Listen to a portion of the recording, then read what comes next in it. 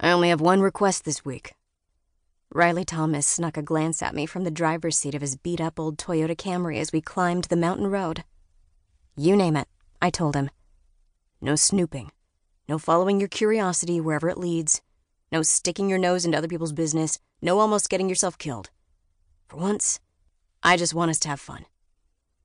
I glanced over at my fiancé and nodded, as if he'd just asked me to do something ordinary and mundane, like cooking his favorite meal. Of course, no following, sticking, or getting killed on my part. I can totally handle that.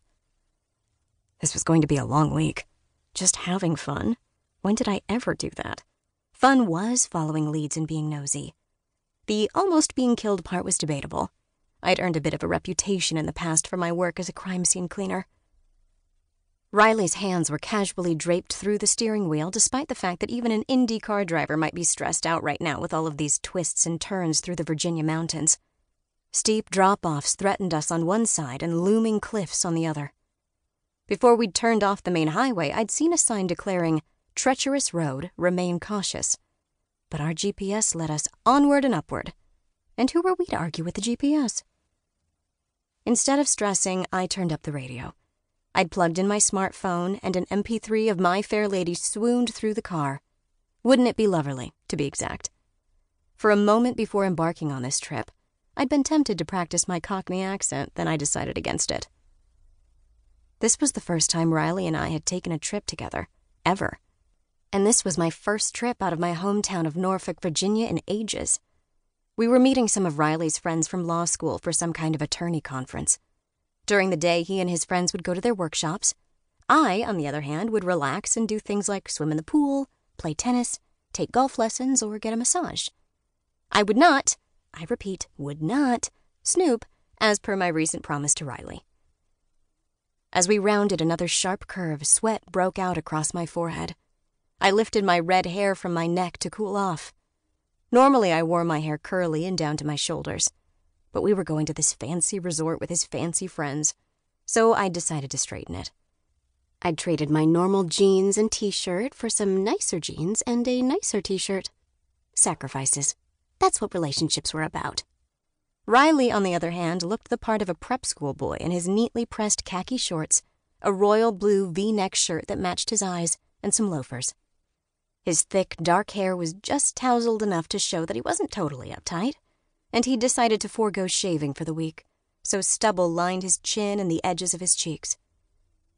I grasped the armrest as another blind curve appeared in front of us on the snaky, desolate mountain byway. This road is a death trap. Are you sure this is the right way to Wealthy Springs? It's Healthy Springs, he corrected. And this is a fun ride, isn't it? Gets your adrenaline pumping. I looked out my window at the nearly endless drop into the valley below. My ears chose to pop, like they didn't want me to forget the thinning altitude. Fun wouldn't exactly be my word of choice. But Wealthy Springs would be exactly what I meant to say. I thought my word choice fit the whole resort persona better, at least from what I'd read about the place online. The resort, called Allendale Acres, had once been a playground for the country's wealthiest, including more than 20 presidents, who all came here to enjoy the resort's natural springs. My previous idea of a nice hotel meant staying at a Holiday Inn instead of a Super 8. Riley jerked the steering wheel to the left as he rounded a U-shaped bend. I could picture us flying off the road and remaining suspended in the air, much like Wile E. Coyote in one of those old cartoons, until the imaginary bottom disappeared and we crashed to our deaths. I swallowed and closed my eyes. I had to take my mind off this road before I lost it. So, all of your college buddies are going to be here this weekend, huh? That's right. Riley glanced over at me, a hint of a smile on his lips. Eyes on the road, I instructed, pointing straight ahead.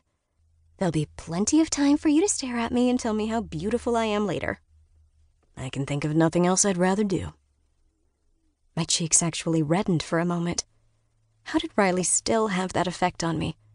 I sucked in a deep breath, realizing that between the road, Riley's pure and perfect chivalry, and this reunion, I was jumpier than popcorn in a frying pan.